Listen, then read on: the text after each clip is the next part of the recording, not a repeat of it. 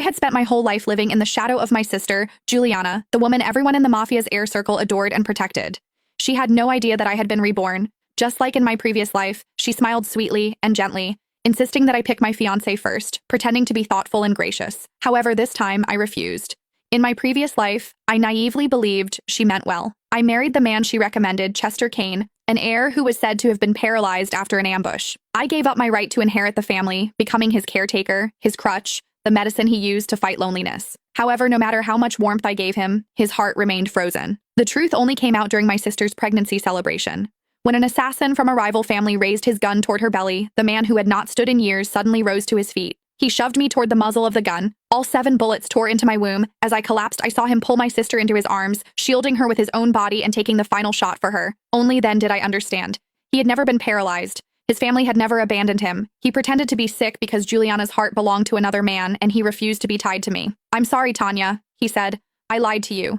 However, I couldn't let Juliana lose the heir she's carrying. I'll repay what I owe you in our next life." When I opened my eyes again, I was back on the day my father asked us to choose our marriage partners.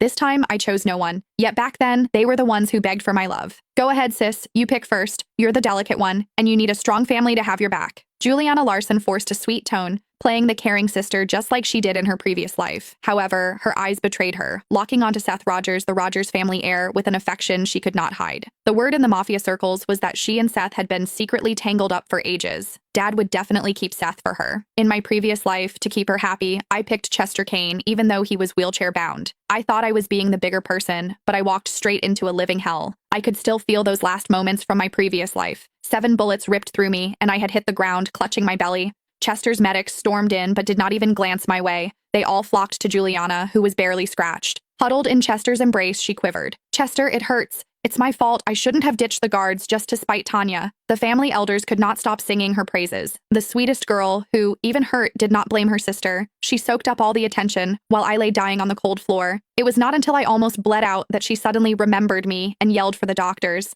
"Save my sister! What are you waiting for? Go!" Her tears sparkled like diamonds in the light. That was when I saw through her act.